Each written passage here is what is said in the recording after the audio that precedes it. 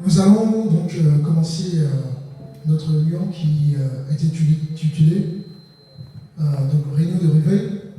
C'est un peu particulier. Le thème réveil, comme vous pouvez déjà imaginer, ça nous parle justement, n'est-ce pas, de la nécessité pour nous, pour le peuple de Dieu, justement de sortir d'un sommeil. On peut être dans un sommeil par rapport à différentes choses, dans différents domaines. Donc le but, c'est que chacun puisse prendre conscience, n'est-ce pas, d'un point que le Saint-Esprit va toucher du doigt dans nos vies. Et bien évidemment, l'idée, ce n'est pas qu'on soit condamné. L'idée, c'est qu'on puisse s'examiner, bien évidemment, s'il y a besoin de passer par la repentance, pourquoi pas. Mais en tout cas, c'est un moment où le Seigneur nous interpelle, voyez-vous. Et j'ai intitulé donc cette réunion, parce que je trouve que c'est le thème juste par rapport à ce que je veux partager avec vous. J'ai intitulé ce terme, n'est-ce pas, brise les chaînes de la tradition religieuse.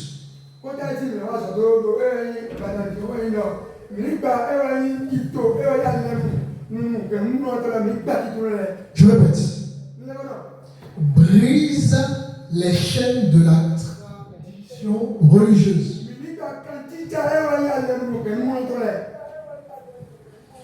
J'ai voulu aborder ce thème avec vous, chers amis.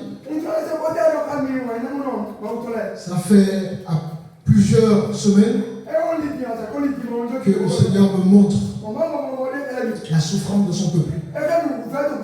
Que le Seigneur me montre, n'est-ce pas, le confort qu'ont beaucoup de chrétiens. Beaucoup de chrétiens se sont contentés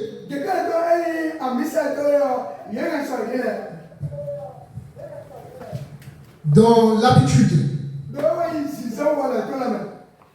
Il n'y a plus la recherche d'un renouvellement. Il n'y a plus la recherche d'une évolution.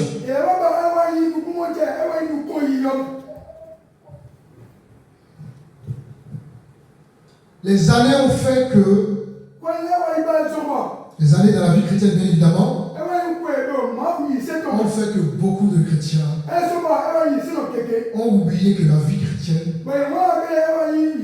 c'est une vie de développement. C'est une vie de croissance. Et d'autre part, nous avons les enfants de Dieu qui sont comme en prison dans des assemblées, dans des églises. Et le message de Jésus n'est plus prêché. Le message du Christ n'est plus d'actualité. Les églises ont remplacé la sainte doctrine par les traditions des hommes. Les églises ont remplacé le lieu saint par les boîtes de nuit. Les églises ont remplacé le lieu saint par un lieu, n'est-ce pas, familial, où il n'y a plus la recherche d'une sainteté, la recherche d'une progression, la recherche, n'est-ce pas, de plaire à Dieu.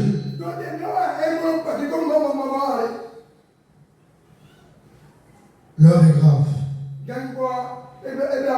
L'heure est grave. J'aimerais vous rappeler que lorsque Dieu va choisir Noé. C'était un temps il y avait ce qu'on appelle l'apostasie. L'apostasie, c'est l'éloignement de la voie de Dieu. Quand on parle de l'apostasie, on est en train de dire tout simplement qu'on a abandonné la parole, qu'on a abandonné la foi véritable, qu'on a abandonné ce qui construit notre foi pour les traditions des hommes. Et au temps, n'est-ce pas, de Noé, la Bible nous dit qu'il y avait tellement l'immoralité sous toutes ses formes. Les hommes commettaient tellement l'abomination. Les hommes ont complètement abandonné la voie de Dieu pour se livrer à eux-mêmes.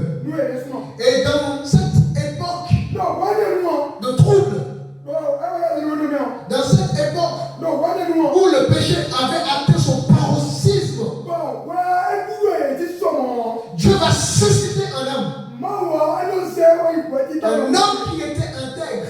Un homme qui n'a pas abandonné la voie de Dieu. D'ailleurs, le seul dans sa génération. Et lorsque Dieu choisit ce dernier, Dieu lui donne justement le commandement de construire une hache.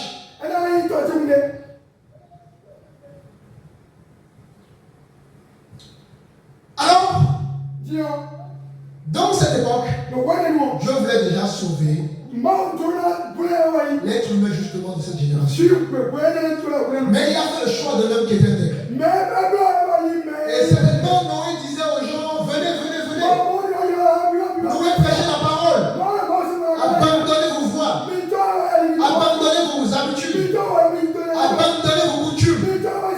Abandonnez vos philosophies. Abandonnez, n'est-ce pas, vos traditions pour les commandements de Dieu. Et certainement à cette époque, les hommes sont moqués de Noé. Mais le gars, il est fou. Il est en train de construire quoi? Mais il est dingue, ce gars. Les gens ne voyaient pas, n'est-ce pas, l'œuvre future de Dieu au travers l'âge de Noé. Les gens ne voyaient pas les choses à long terme. Les gens étaient complètement déconnectés du ciel. Les gens étaient complètement déconnectés de la réalité spirituelle.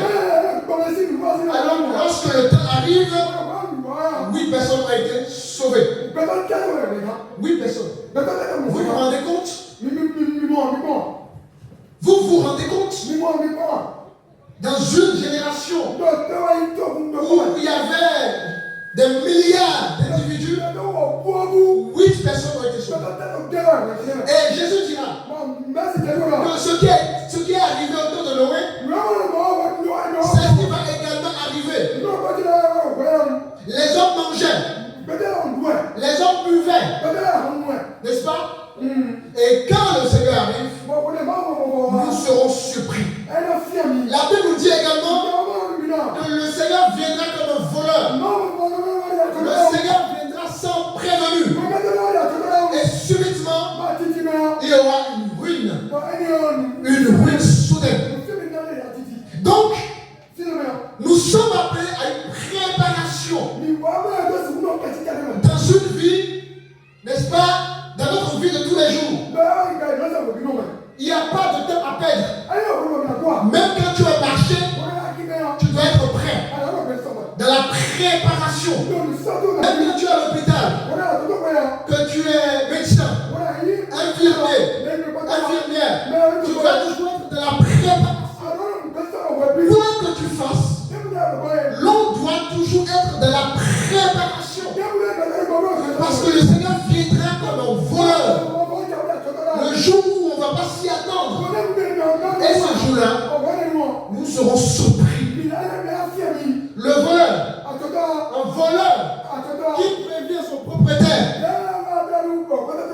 avant de voler, il ne va pas réussir sa mission. Il ne réussira pas sa mission. Donc, pour réussir sa mission, il faut qu'il surprenne le propriétaire. Eh bien, si Dieu devrait nous informer de la date, de l'heure, seconde où le Seigneur viendrait, beaucoup se prépareraient à la veille du retour de Jésus. Alléluia. Est-ce que ça va? Donc, c'est important d'être dans la préparation. Juste un instant. Est-ce que c'est bon? C'est toujours bon? Vous me recevez? Oui, c'est bon, on reçoit mieux qu'avant. Ok, parfait. Donc, c'est important d'être dans la préparation. Le Seigneur nous a tout donné, chers amis. Mais le problème de l'être humain, c'est que l'être humain ne prend pas le temps de chercher Dieu. L'être humain ne prend pas le temps de se remettre en question. La Bible dit que si les choses ont été écrites pour nous, c'est parce que Dieu veut nous préparer justement à ces choses qui ont eu lieu et qui ont surpris des hommes et des femmes qui ne puissent pas nous arriver. Voilà pourquoi ces choses ont été écrites. Pour nous servir d'exemple. Alors, les réunions de réveil ont pour but de nous réveiller spirituellement. Alléluia. Amen. Voilà pourquoi j'ai intitulé le thème de ce soir. Briser les chaînes de la tradition religieuse. Prendre de tradition dans nos vies. Prendre de tradition dans nos assemblées. Prendre de tradition dans nos actions. Prendre de tradition dans nos actes. Dans nos pensées. Et toutes ces choses nous éloignent de la vérité. La Bible dit que vous connaîtrez la vérité et la vérité vous affranchira. Seule la vérité de Jésus nous affranchit. Seule la vérité de Jésus nous amène au ciel. Seule la parole véritable restaure les âmes. Seule la parole véritable guérit les âmes. Seule la parole véritable libère les hommes. La parole de l'homme ne libère pas l'homme. La parole de l'homme n'envoie pas l'homme au ciel. La Bible dit que Jésus est le chemin, la vérité et la vie. Dans d'autres termes, il est le seul chemin. Tout est mort, il n'est pas ressuscité. Tous vos dieux sont morts, mais ils ne sont pas ressuscités. Le seul Dieu qui est mort pour par l'humanité et qui est ressuscité, c'est notre Seigneur Jésus-Christ. Alors par lui, nous sommes sauvés, nous sommes guéris, nous sommes libérés, nous sommes dans la joie. Voilà véritablement, n'est-ce pas, le désir que devrait avoir un chrétien. Alléluia. Amen.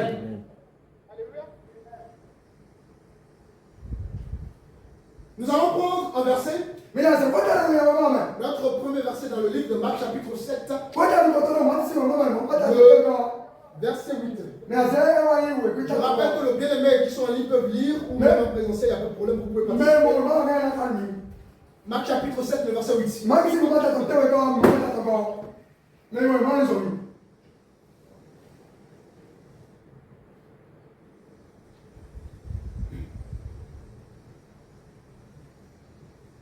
chapitre 7, le verset 8.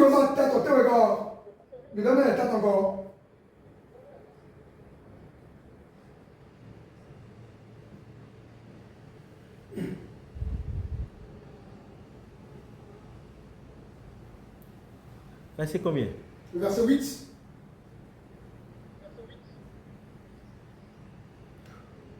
Je lis au nom de Dieu.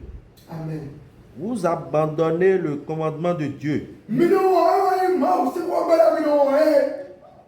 et vous observez la tradition des hommes.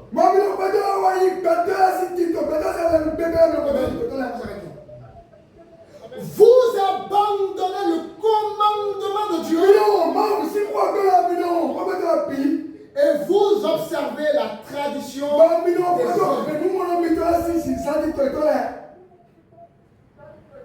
La tradition des hommes.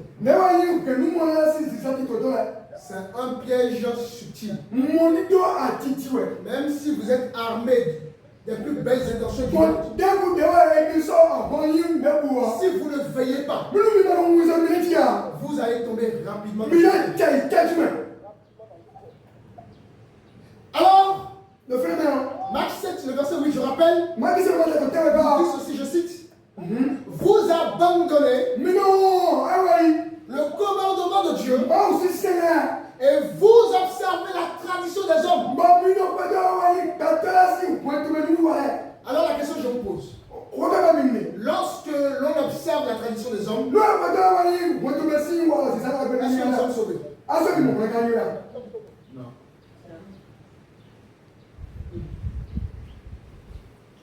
On ne peut pas être sauvé.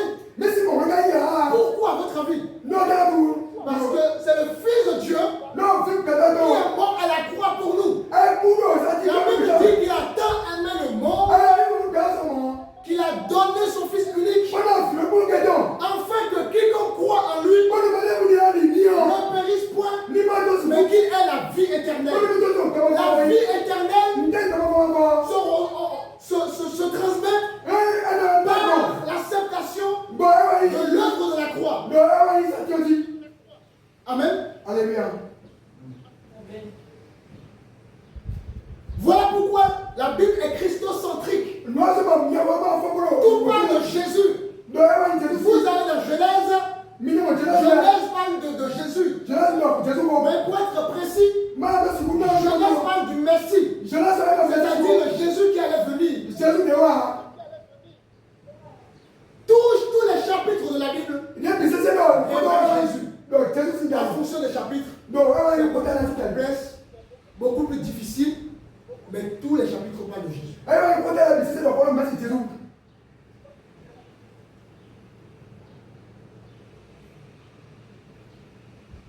Vous abandonnez le commandement de Dieu. Vous observez la tradition. La tradition religieuse a pris la place de la vérité. Je répète, la tradition religieuse dans les églises, dans nos vies, a pris la place de la vérité.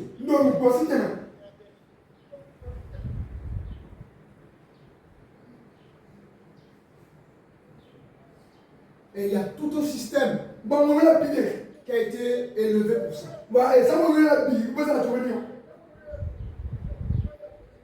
L'église est devenue un endroit où on traite les gens émotionnellement. On ne s'intéresse plus à l'âme. On s'intéresse au développement, n'est-ce pas? Donc, il parle de développement personnel. On ne s'intéresse plus à la croissance spirituelle des âmes. Or, la Bible dit que Dieu a établi les prophètes, les pasteurs, les docteurs, n'est-ce pas? Les saints ministères pour le perfectionnement de l'Église. Afin que nous ne soyons pas des enfants flottant partout vent de doctrine. Dieu attend de chacun d'entre nous de la maturité. Parce qu'il vient chercher une église glorieuse, sans tâche, ni rien de semblable. Jésus revient chercher des chrétiens qui ont laissé le Saint-Esprit travailler le cœur, travailler le caractère, travailler le pensée. Alléluia. Amen.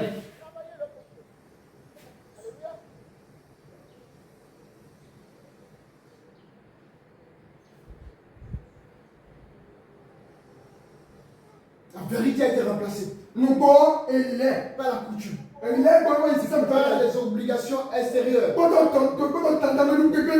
Et cela enferme les âmes. Au lieu n'est-ce pas, les transformer, au lieu d'accompagner les âmes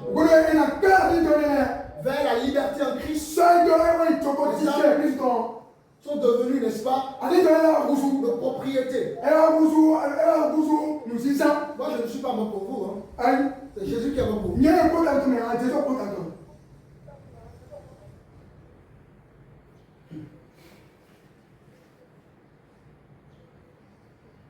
Je peux avoir toutes les onctions du monde. Je ne peux pas vous sauver. Je ne suis pas votre Dieu. Le berger par excellence, c'est Jésus. Nous sommes que des instruments. Et à aucun moment, Dieu nous a mandaté, n'est-ce pas, pour qu'on égale les âmes. Dieu nous a mandaté pour qu'on transmette la vérité. Et cette vérité, c'est dans vos Bibles. Alors même si je prends un verset biblique, vous devez être comme des chrétiens de vérité. Vérifiez ce que je dis. Parce que je suis aussi assujetti, n'est-ce pas, à la chair et au sang. Je peux commettre des erreurs comme vous. Voyez-vous? Donc je ne suis pas Dieu. Aujourd'hui, les hommes de Dieu ont remplacé Dieu. Dans le cœur des âmes, dans les actions des âmes, dans le comportement des âmes. Et au lieu, n'est-ce pas, d'accompagner les âmes vers Dieu. Et une fois qu'on accompagne les âmes vers Dieu, on les libère. Ils peuvent encore, n'est-ce pas, nous solliciter pour les conseils. Mais le travail a été effectué. On apprend aux âmes à connaître Jésus, à prier sans avoir besoin de Dieu, à jeûner sans avoir besoin de Dieu. Alléluia. Amen.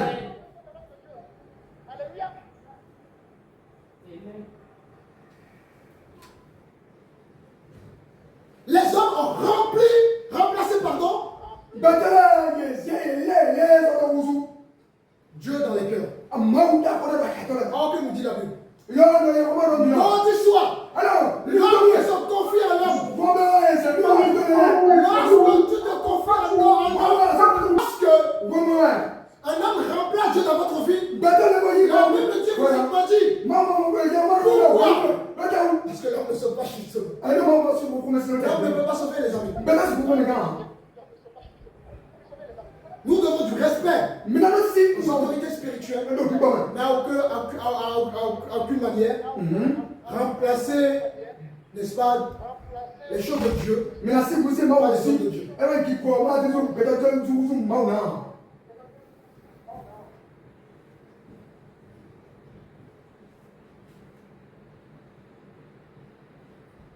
Alors, qu'est-ce qu'une tradition religieuse? Qu'est-ce qu'une tradition religieuse? La tradition religieuse, je le définirais comme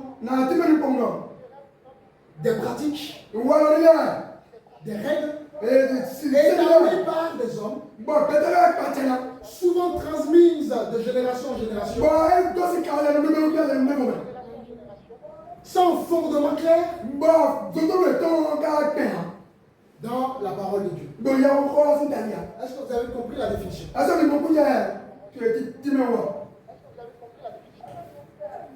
Je répète, la tradition religieuse, ce sont des pratiques, ce sont des règles établies par des hommes, souvent transmises de génération en génération, sans fondement clair dans la parole de Dieu. En d'autres termes, quand tu fais quelque chose et la chose n'a pas de fondement, la chose n'a pas pour fondement la parole de Dieu, tu es dans la tradition.